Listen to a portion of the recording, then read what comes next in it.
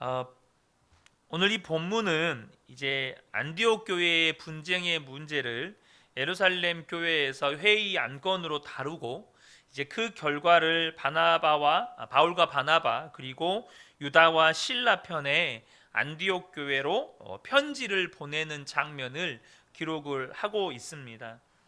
이 안디옥 교회의 이 분쟁과 이 또 그 분쟁을 예루살렘 교회에서 안건으로 다루고 있는 이 회의, 이것은 사실 예루살렘 교회의 위기라고 할 수 있습니다. 그것은 교회가 분열될 수 있는 심각한 위기였습니다.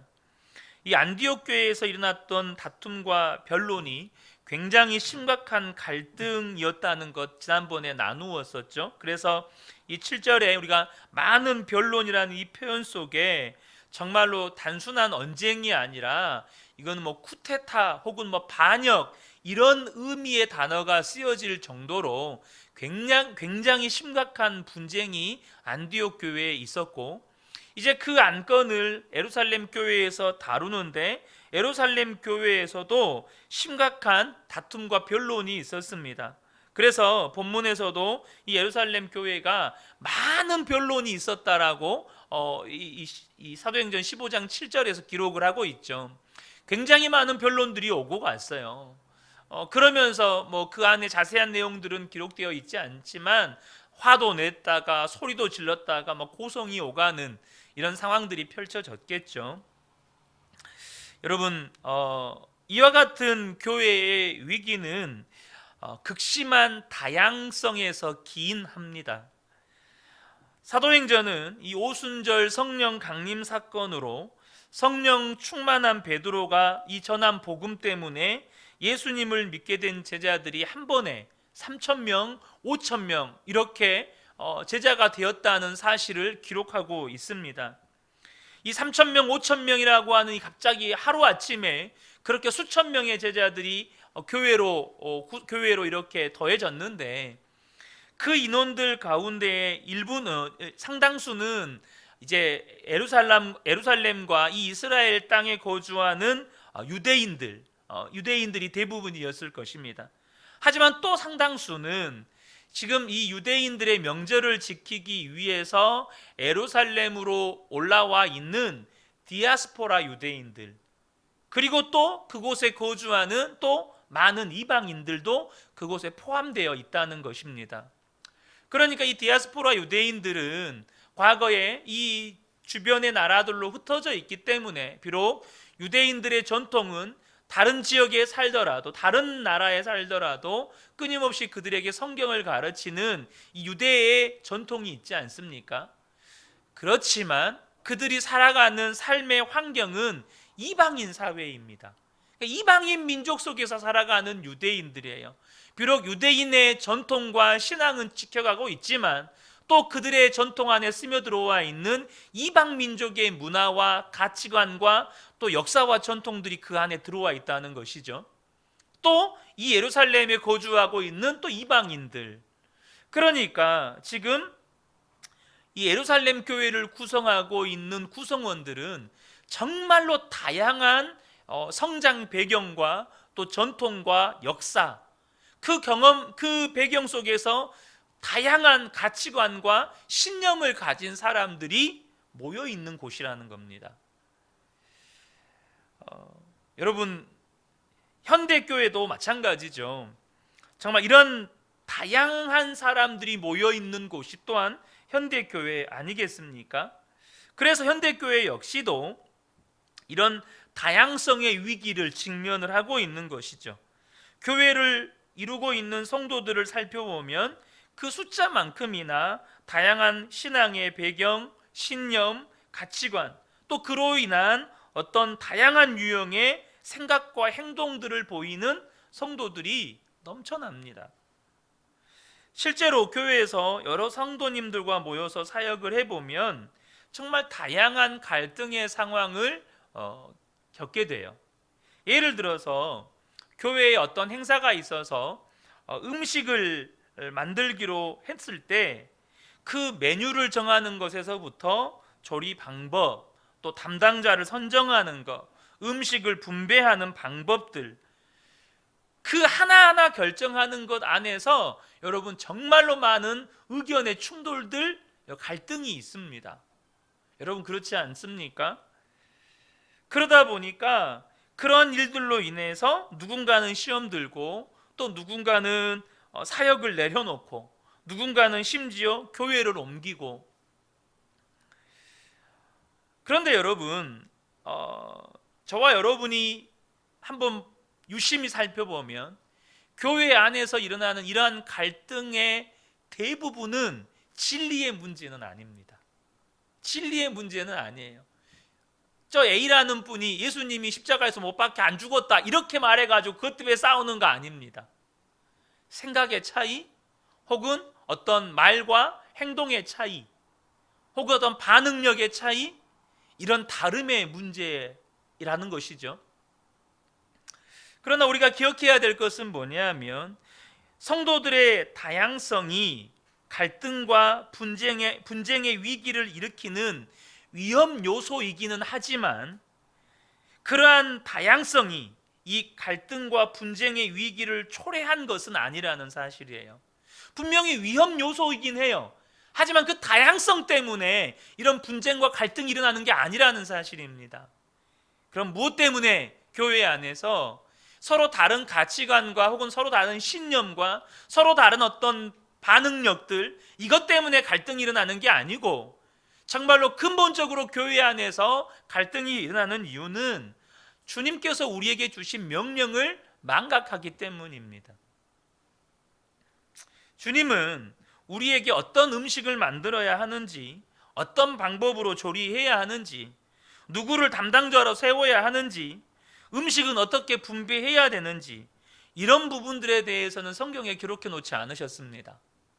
여러분 동의하시죠? 성경에 그런 말씀은 없어요. 하지만 우리가 교회에서 어떤 사역을 하고 또 성도들과 누구와 관계를 맺든지 반드시 기억하고 놓치지 말아야 할 목표점에 대해서는 분명히 말씀하셨습니다.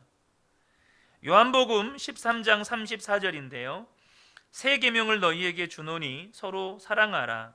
내가 너희를 사랑한 것 같이 너희도 서로 사랑하라. 교회에서 어떤 사역을 하고 또 어떤 분쟁이 생길 수도 있겠죠. 분쟁이나 갈등이 생길 수도 있어요. 그 어떤 상황에서 어떤 사람과 어떤 사역을 하고 어떤 관계를 맺든지 교회는 언제나 서로 사랑하는 것을 지향해야 한다는 것입니다. 왜요? 주님의 명령이니까. 베드로전서 1장 22절에 너희가 진리를 순종함으로 너희 영혼을 깨끗하게 하여 거짓이 없이 형제를 사랑하기에 이르렀으니 마음으로 뜨겁게 서로 사랑하라. 사랑하는 성도 여러분, 교회는요 어떤 사역을 하든지 물론 그 사역을 통해서 또 어떤 사역의 결과물들이 있겠죠. 그러나 저와 여러분이 꼭 아셔야 합니다. 성도의 사역의 열매는 사랑하는 것이어야 합니다. 성도가 교회 안에서 무슨 사역을 하든지 혹은 성도와 성도가 어떤 관계를 맺든지 언제나 그 열매는 사랑하는 것이어야 하고 그 결과는 사랑하는 것이어야 합니다. 교회가 어떤 사역을 하건 또 교회 안에 어떤 갈등이나 분쟁으로 말미암아 위기가 찾아오건 절대 잊어서는 안 되는 주님의 명령이 서로 사랑하라는 것이죠. 예루살렘 교회는요 이 교회의 위기를 도리어 기회로 바꾸어 버렸습니다. 예루살렘 회의의 결론에 이르기까지 모든 과정과 그들의 결정은 예루살렘 교회뿐만 아니고 안디옥 교회 성도들을 기뻐하게 만들었어요. 자, 30절 31절인데 읽진 않았지만 제가 읽겠습니다.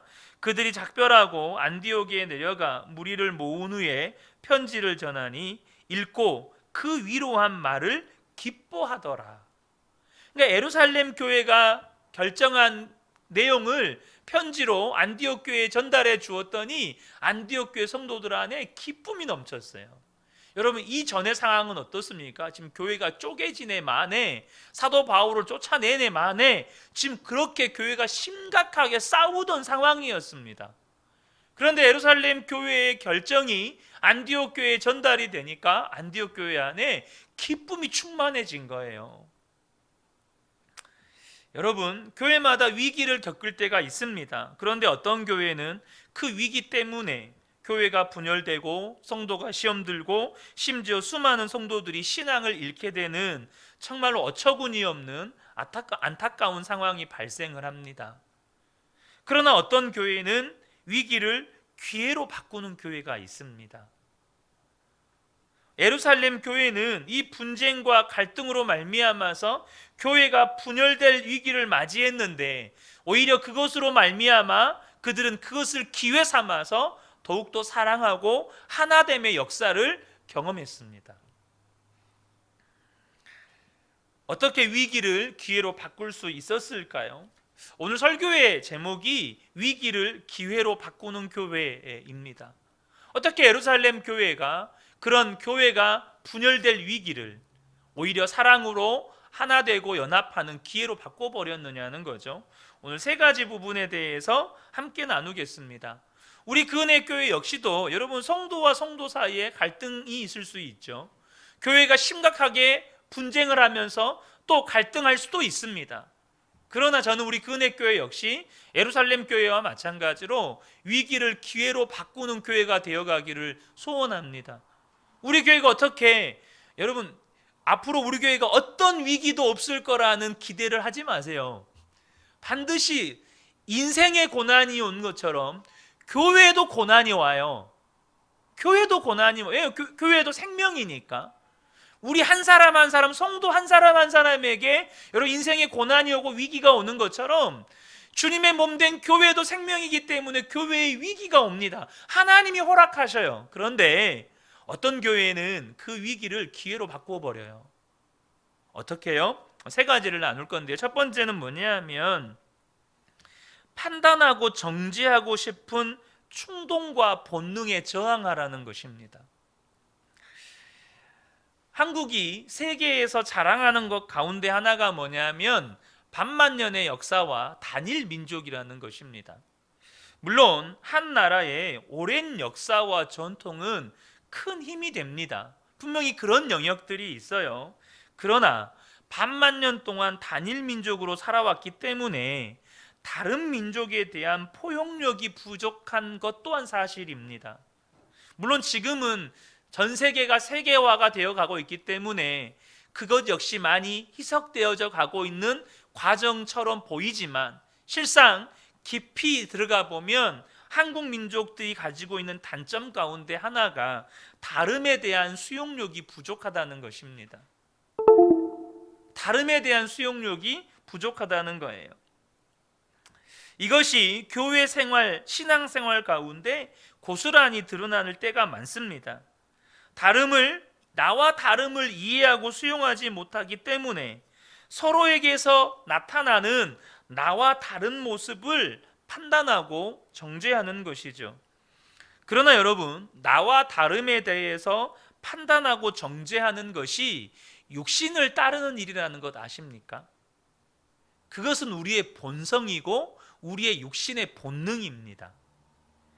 그러니까 판단하고 정죄하는 건 충동적인 것이고 본능을 따르는 것이라는 거예요.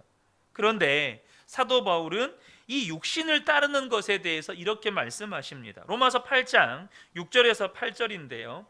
육신의 생각은 사망이요 영의 생각은 생명과 평안이니라.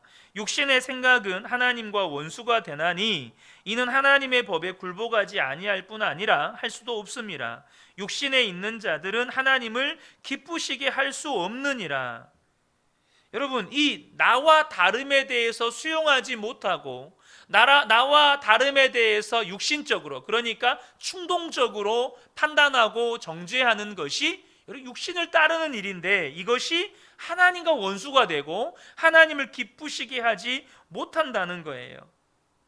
여러분, 왜 남을 판단하고 정죄하는 일이 하나님과 원수가 되고 하나님을 기쁘시게 할 수 없을까요?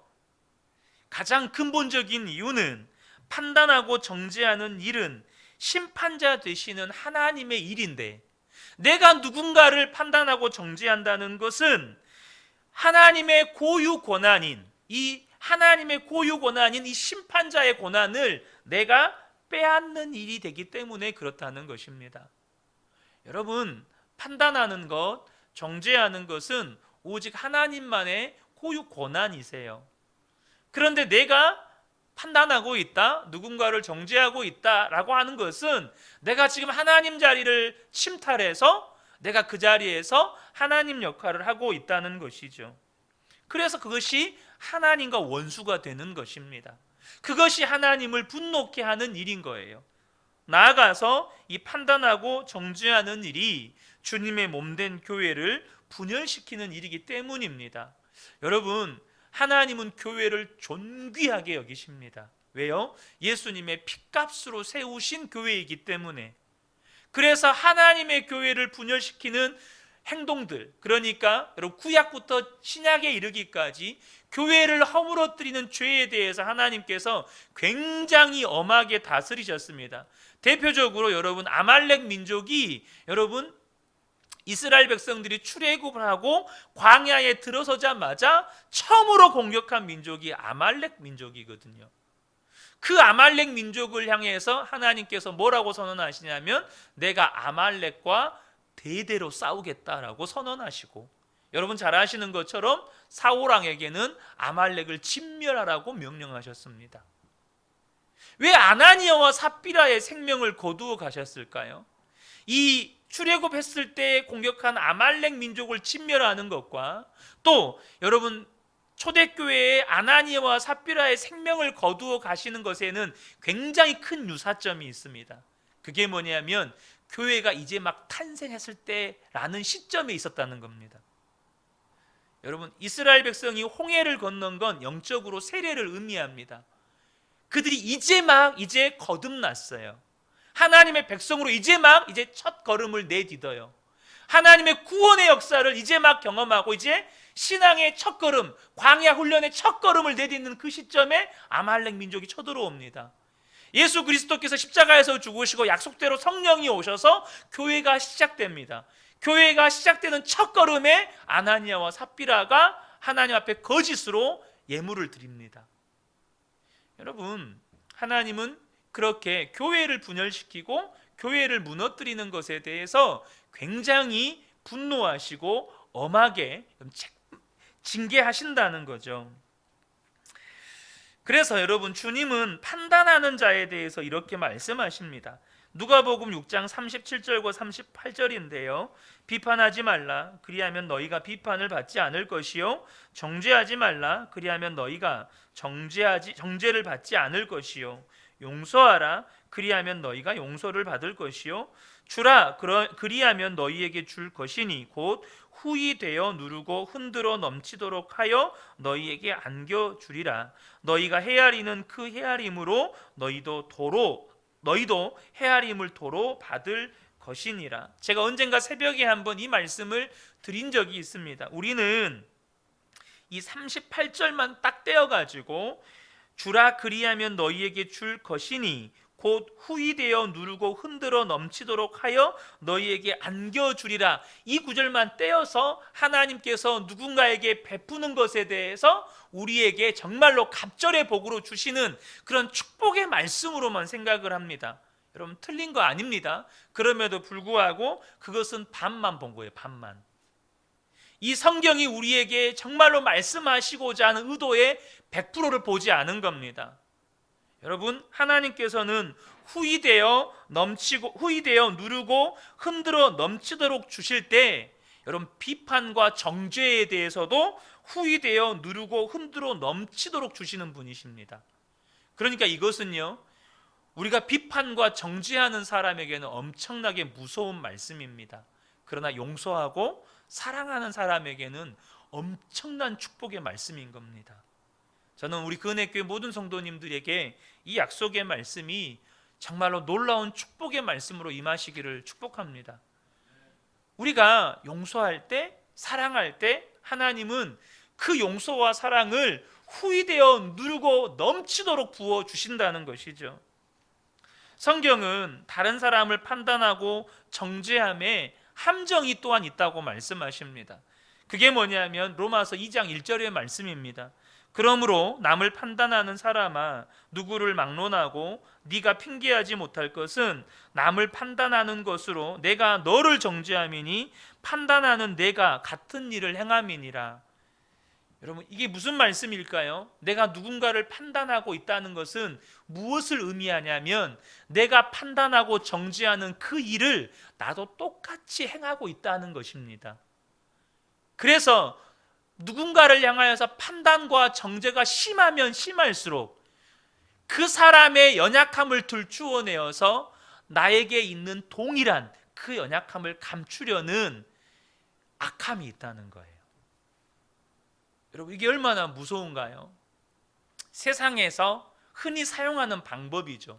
자신의 치부를 감추기 위해서 다른 사람의 치부를 더 강력하게 드러내어서 이렇게 공론화하는 것, 우리가 정치판에서 많이 보지 않습니까? 그래서 정치판에서 자주 사용되는 용어가 내로남불, 내로남불이라는 용어잖아요.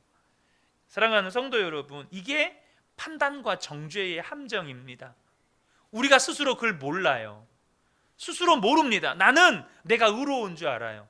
나는 내가 안 그런 줄 알아요. 그러나 내 안에 그 모습을 감추기 위한 여러분 위장의 모습이 누군가를 향한 판단과 정죄로 나타난다는 거예요. 그래서 주님이 말씀하시는 것이 내가 똑같이 너를 정죄하고 판단하겠다, 이 말씀하시는 것입니다. 사랑하는 성도 여러분, 이 육신의 본능, 육신의 본능을 저항하는 가장 확실한 방법이 있습니다. 그게 오늘 나눌 두 번째인데요, 바로 성령의 인도하심을 따르는 겁니다. 성령의 인도하심을 따르는, 우리의 육신은요 끊임없이 우리 안에서 우리를 끌고 가려고 합니다. 끊임없이 우리를 육신 쪽으로 끌고 가려고 해요. 그 육신에 저항할 수 있는 유일한 방법이 뭐냐면 우리 안에 거하시는 성령님을 따르는 거예요. 그러므로 교회가 그러한 위기의 때를 만났을 때 그 위기를 극복하는 두 번째 방법이 뭐냐면 성령님을 따라가는 거예요. 자, 로마서 8장 5절을 보면 육신을 따르는 자는 육신의 일을, 영을 따르는 자는 영의 일을 생각하나니라고 말씀하죠. 저와 여러분이 육신으로 안 따라가려면 그 육신과 싸울 것이 아니고요, 영을 따라가는 거예요. 성령님께 집중하는 거예요. 여러분, 진짜 무서운 게 뭐냐면 내가 안 해야지 하면 할수록 더해지는 거 아시죠? 그런데 우리가 안 해야지 하지만 해봐도 안 되지만 우리가 성령님을 집중하면 성령님이 우리를 이끌어 가십니다. 오늘 본문에 보면 이 예루살렘 교회의 지도자들이 성령을 따라 행했다는 것이 기록이 나와요. 먼저 이 베드로나 야고보나 또 바울과 바나바가 이 모든 회의가 진행될 동안에 무엇을 이야기합니까? 지금까지 성령님께서 그들의 삶을 어떻게 인도하셨고 역사하셨는지를 이 회의의 시간들을 통해서 계속해서 이야기합니다. 성령님께서 어떻게 이방인을 구원하셨는지, 성령님께서 바울과 바나바를 통해서 어떻게 이방인들 가운데 역사하셨는지를 이야기하게 하십니다. 그리고 그 결과 28절과 29절을 보면 성령과 우리는 이라고 시작을 합니다. 성령과 우리는. 그들이 결정을 내릴 때 그냥 우리는 이래서 결정을 내린 게 아니에요. 그들의 결정은 성령님의 인도하심을 따르는 결정이라는 거예요. 성령과 우리는 이 요긴한 것들 외에는 아무 짐도 너희에게 지우지 아니하는 것이 옳은 줄 알았노니, 성령님이 원하시는 것이 무엇인 줄을 이들은 알았다는 거예요. 이 요긴한 것, 이 요긴한 게 뭐죠? 29절에 나옵니다. 우상의 제물과 피와 목매어 죽인 것과 음행을 멀리할지니라. 정말로 예수를 믿는다면, 예수님이 그 안에 계신다면 반드시 나타나는 그때 당시에 이방인들의 풍습 가운데 제거되어야 할 바로 우상의 제물을 먹는 것. 사실 이 우상의 제물의 논쟁은 갈라디아서에 나오거든요. 그럼에도 불구하고 사도 바울은 우상의 제물도 여러분 내 마음에 거리낌이 없으면 먹어도 된다고 이야기를 해요. 그런데 여기서 우상의 제물을 먹지 말라고 하는 이유는 뭔가 지금 모순 아닙니까? 그 말이 아닙니다. 여러분, 교회 안에 유대인들이 있고 이방인들이 있어요. 그러면 보세요, 여러분. 이것은 유대인과 이방인들, 초대교회는요 항상 예배 때마다 애찬을 했어요. 그러니까 예배가 끝나면 같이 애찬하고 성찬을 했어요. 근데 그 애찬이 뭐냐면 식사하는 거예요. 근데 그 식사에 제물에게 바친, 그러니까 우상에게 바친 제물, 이 음식이 놓여지면 그래도 유대인 성도들은 힘들어요. 너무 힘들어. 그러니까 여러분, 이것 때문에 시험 드는 성도가 있다면 어떻게 하라고요? 그걸 먹지 말라고 사도 바울이 권하죠. 그런 맥락에서의 이야기입니다. 어쨌든 사도 바울, 이 예루살렘 회의의 결과가 뭐냐면 성령의 인도하심을 따라 결정했다는 거예요. 그들이 이 회의의 결론을 내린 게 뭐냐면 성령님이 이렇게 우리 가운데 역사하셨기 때문에 우리도 이 역사하심과 인도하심을 따라 이런 결정을 내립니다. 이것이 예루살렘 회의의 결론이었습니다. 여러분, 많은 성도들이 어떤 중요한 결정을 내릴 때 범하게 되는 실수 중에 하나가 민주주의의 방식이 언제나 옳다고 여기고 어떤 의견을 다수결로 결정하려고 하는 것입니다. 저는 민주주의 방식이 틀렸다고 말하는 게 절대 아닙니다. 그러나 하나님의 나라는 민주주의에 의해서 다스려지는 나라가 아니고 왕이신 하나님이 통치하시는 나라입니다. 왕이신 하나님이 통치하시는 나라예요. 그러므로 교회는 무언가를 결정할 때 다수결의 원칙으로 결정하는 게 아니고요, 하나님의 뜻을 묻고 성령님의 뜻을 따라, 성령님의 인도하심을 따라 결정하는 겁니다. 그러니까 성도들의 뜻이 모여져야 되는 이유는 뭐냐면 함께 하나님의 뜻을 묻고 함께 기도하기 위해서 서로 모이는 거예요.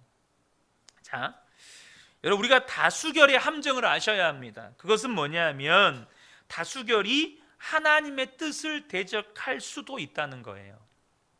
성경을 볼까요? 모세가 가데스 바네아에서 가나안 땅을 정탐하기 위해서 각 지파에서 12명 대표를 뽑아서 가나안 땅을 정탐하고 돌아오게 합니다. 그런데 놀라운 사실은 가나안 땅을 정탐하고 돌아온 12명 가운데 압도적인 숫자인 10명이 가나안 땅에 들어가는 것을 반대합니다. 그리고 오직 여호수아와 칼렙만 가나안 땅에 들어가자고 백성들을 설득합니다. 그런데 문제는 대다수의 백성들이 10명의 정탐꾼들의 말을 받아들여서 모세와 아론을 돌로 쳐서 죽이고 애굽으로 다시 돌아가려고 했다는 사실입니다. 만약 모세가 다수결의 뜻을 쫓아서 가나안 땅에 들어가는 것을 포기하고 거기서 이스라엘 백성들을 애굽 땅으로 돌이켰다면 무슨 일이 일어날까요? 사울 왕이 이스라엘을 통치할 때 블레셋과의 전쟁이 일어났습니다. 블레셋에는 용맹한 장군 골리앗이 있었죠. 그러나 이스라엘에는 골리앗과 싸울 용사가 없었습니다. 누구도 골리앗과 싸울 준비가 되어 있지 못했어요. 그때 소년 다윗이 자신이 나가서 골리앗과 싸우겠다고 사울 왕에게 청합니다. 그런데 그때 대부분의 사람들, 아니 다윗을 제외한 다윗 주변에 있는 모든 사람들이 다윗 보고 싸우러 나가지 말라고 말립니다. 심지어 왕조차도 다윗은 나가서 싸울 수 없다고 말했습니다. 그때 다윗이 이 다수의 의견을 수용해서 골리앗과 싸우러 나가는 것을 포기했다면 이스라엘 백성들이 어떻게 됐을까요? 아합이 북이스라엘을 통치할 때 아람과 전쟁을 합니다. 그때 유다의 여호사밧 왕이 북이스라엘을 돕기 위해 북이스라엘을 방문합니다. 그때 여호사밧은 하나님께 우리 물어봅시다 이렇게 아합 왕에게 청하고 아합 왕이 400명의 선지자들을 불러 모읍니다. 400명의 선지자들이 한결같이 하나님이 반드시 이기게 할 것이라고 말합니다. 그때 남은 선지자 미가야가 있었습니다. 미가야는 이스라엘 군대가 목자 없는 양같이 흩어질 것이라고, 하나님께서 아합을 전쟁에서 죽이시려고 400명의 선지자들의 입술에 거짓말하는 영을 주셨다고 말합니다. 그러나 아합 왕의 선택은 뭡니까? 400명의 다수의 말을 듣고 전쟁에 나가서 화살에 맞아 죽습니다. 여러분, 만약 예루살렘 총회가 다수결을 따라서, 다수의 의견을 따라서 무언가를 결정했다면 예루살렘 교회는 반드시 분열됐을 겁니다. 다수는 어떤 의견일까요? 아마도 다수는 이 바리새파 유대인들의 의견이었을 겁니다. 바리새파 기독교인들, 바리새파 성도들의 의견이었을 거예요. 왜냐하면 대다수가 유대인 성도들이니까. 그러면 어쩌면 한국처럼, 이 대한민국처럼, 한국은 제일 중앙 이런 게 중요하잖아요. 예루살렘 제1교회, 예루살렘 중앙교회가 생겼을란가 몰라요. 교회가 나눠져서. 여러분, 그러나 예루살렘 교회 지도자들은 성령님의 인도하심을 따라 결정합니다. 철저하게 하나님의 뜻을 묻고 하나님의 뜻을 따라 결정했다는 거예요. 여러분, 교회가 어떤 의사를 결정할 때 항상 이러해야 합니다. 그래야 교회가 직면한 위기는 기회가 되는 거예요. 왜요? 언제나 하나님만 오르시니까, 언제나 하나님만 완전하시니까요. 하나님만 모든 것을 알고 계시니까요. 자, 끝으로 세 번째, 왜 위기가 기회가 되었습니까? 어떻게 위기를 기회로 바꿀 수 있습니까? 교회의 결정에 순복하는 것입니다. 예루살렘 총회의 결정은 사실 엄청난 문제의 소지를 안고 있었습니다. 자, 28절과 29절을 다시 한번 보겠습니다. 성령과 우리는 이 요긴한 것들 외에는 아무 짐도 너희에게 지우지 아니하는 것이 옳은 줄 알았노니 우상의 제물과 피와 목매어 죽인 것과 음행을 멀리 할지니라. 자, 이것이 예루살렘 교회의 결정입니다. 여러분, 근데요, 아무 짐도 너희에게 지우지 아니하는 것이 옳은 줄 알았노니, 그래서 좀 굳이 가지수를 나누면 네 가지만 딱 짐을 지우는 겁니다. 우상의 제물, 피와 목매어 죽인 것, 이것들 먹지 말고 음행을 멀리하니 네 가지만 짐을 지운 거예요. 이것이 유대주의 기독교인들, 바리새파 기독교인들에게 어떻게 받아들여졌을까요? 아, 그게 답니까? 자기들은 수백 가지 율법을 지켜왔는데 이 네 가지가 답니까? 할례는 안 해도 됩니까? 지금 도대체 무슨 결정을 한 겁니까? 여러분, 지금 발끈하고 일어날 일입니다. 반면에 이방인 기독교들에게는요, 우리가 좋아하는 음식 먹지 말란 말입니까? 아니, 기독교가 해방과 자유의 종교라고 해놓고는 또 다른 율법의 굴레를 우리한테 씌우는 겁니까? 지금 뭐 하자는 겁니까? 여러분, 이게 지금 사실 엄청난 갈등의 소지가 있는 결정이에요. 여전히 그들의 결정 자체는 인간적인 생각으로 보면 지금 유대주의 기독교인들과 이방인 기독교인들이 지금 들고 일어날 결정입니다. 사실 엄밀하게 따지면요. 그런데 놀라운 은혜는요, 유대인 기독교인들이나 또 이방인 기독교인들이 그 교회의 지도자들에 의해 결정된 것에 믿음으로 순복했다는 겁니다. 믿음으로 순복했다는 거예요. 여러분, 신약 성경의 기록을 볼 때 대부분의 이방인 교회들이 예루살렘 교회의 결정에 겸손히 복종한 것들을 발견하게 됩니다. 여러분, 복종이 귀한 것은 이것이 육신을 거스르고 성령을 따르는 일이기 때문입니다. 여러분, 우리 육신은요, 언제나 권위에 복종하는 걸 싫어합니다. 언제나 육신은 내가 왕이 되기를 원해요. 내 생각, 내 의견, 내 뜻, 내 계획이 실현되고 나아가서 그것이 다른 사람들에게까지 영향을 주고 다른 사람들이 다 그것을 따르길 원해요. 이게 우리의 육신입니다. 그러나 예루살렘 교회의 수많은 성도들, 또 이방인 교회의 수많은 성도들이 그 육신의 본성을 거스르고 성령을 따르는 일을 선택합니다. 뭐죠? 교회의 결정에 순복했다는 것입니다. 여러분, 성도가 권위에 순복하는 것, 교회의 결정에 순복하는 것이 왜 중요합니까? 하나님께서 교회를 이끌어 가실 때 하나님께서 세우신 사람 지도자를 통해서 이끌어 가시도록 계획하셨기 때문입니다. 물론 여러분, 하나님께서 하나님이 세움받은 이 지도자들 때문에, 하나님께 세움받은 지도자들이 교회를 이끌어 간다고 해서 교회가 항상 완벽하게 된다는 말이 아닙니다. 여러분, 하나님은요, 완벽한 사람을 세우시는 게 아니고요, 하나님의 마음에 합한 사람을 세우십니다. 그러다 보니까 사람은 완벽하지 않아요. 죄에 걸려 넘어지기도 하고 실수하기도 하고 또 그릇된 선택을 하기도 합니다. 그런데 여러분, 기억하시면 좋겠습니다. 우리 교회가요, 예수님과 동행하는 일, 하나님의 말씀에 귀를 기울이는 일, 하나님의 말씀에 전심으로 순종하는 일에 힘을 쏟게 될 때, 여러분, 우리 교회도 비록 수많은 사람들, 연약한 사람들이 모인 공동체지만 반드시 우리 교회가 하나님을 존귀하게 하는 방향으로 나아가게 될 겁니다. 하나님의 영광을 드러내는 방향으로 나아가게 돼요. 성도가 완벽하냐, 지도자가 완벽하냐, 이걸 통해서 교회가 하나님의 영광을 드러내는 게 아니고요, 여전히 연약하고 우리는 실수하고 여전히 부족하지만 교회가 언제나 주님과 동행하는 일에, 말씀에 귀를 기울이는 일에, 말씀에 순종하는 일에 마음을 쏟으면 그 교회를 통해서 하나님은 영광 받으십니다. 여러분, 교회 지도자들이 항상 기억해야 되는 게 있습니다. 그게 뭐냐면, 지도자들은 성도들보다 더 큰 심판을 받아요. 하나님이 지도자들이 결정한 일들에 대해서, 또 지도자들이 말씀을 가르친 것들에 대해서 하나님 더 큰 심판을 하십니다.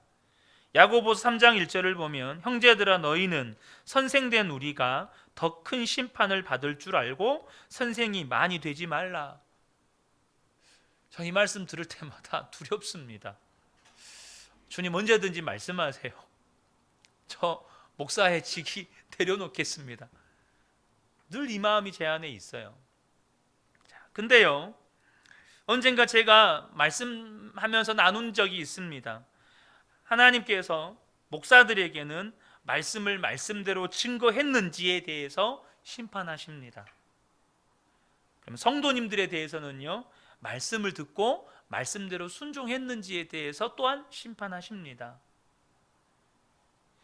히브리서 13장 17절에 너희를 인도하는 자들에게 순종하고 복종하라. 그들은 너희의 영혼을 위하여 경성하기를 자신들이 청산할 자인 것 같이 하느니라. 그들로 하여금 즐거움으로 이것을 하게 하여 근심으로 하게 하지 말라. 그렇지 않으면 너희에게 유익이 없느니라. 여러분, 성도들 역시 하나님이 세우신 권위와 교회의 결정들에 대해서 얼마나 잘 복종했는지에 대해 하나님 앞에 해명하게 할 날이 옵니다. 우리가 이 말씀은 두려움으로 받으셔야 합니다. 공포는 아니에요. 하나님을 경외함으로 받으셨으면 좋겠습니다. 저에게도 언제나 지도자의 심판에 대한 두려움이 있습니다. 성도님들도 역시 마찬가지로 하나님의 말씀에 순종함에 대한 심판이 있습니다. 저도 마찬가지죠. 하나님의 말씀에 대한 순종함에 대한 심판이 있습니다. 자, 결론적으로 말씀을 드리겠습니다. 여러분, 예루살렘 교회가요, 분명히 분열의 위기였습니다. 교회가 심각하게 무너질 위기에 있었습니다. 그런데 예루살렘 교회뿐만 아니라 안디옥 교회, 그리고 이방인들 교회까지 오히려 기쁨이 넘치게 만들고 사랑으로 연합하고 하나 되는 기회로 바꾸어 버렸습니다. 여러분, 우리 역시 어떠한 위기가 있을 때 그 위기가 기회가 되는 교회가 되기를 간절히 소원합니다. 그 위기로 말미암아서 교회가 분열하고 싸우고 난장판 되는 게 아니고 더욱더 하나 되고 연합하는 기회로 삼는 은혜가 있기를 소원합니다. 오늘 우리가 세 가지를 나눴죠. 여러분, 판단하고 정죄하는 것은 육신의 본능입니다. 여러분, 육신의 본능에 저항하십시오. 그것의 유일한 방법이 뭡니까? 성령님의 인도하심 따라가는 겁니다. 그리고 교회의 결정에 모두가 한마음으로 순복해 가는 겁니다. 그럴 때 여러분, 교회는 위기가 기회가 되는 겁니다. 저는 우리 근혜교회와 또 우리 모든 성도님들의 가정도 마찬가지입니다. 어떠한 위기도 여러분 사랑으로 연합하고 또 사랑으로 하나 되는 기회로 바꾸는 우리 그 은혜 교회 또 우리 성도님들의 가정들 되시기를 예수님의 이름으로 축복합니다. 아멘.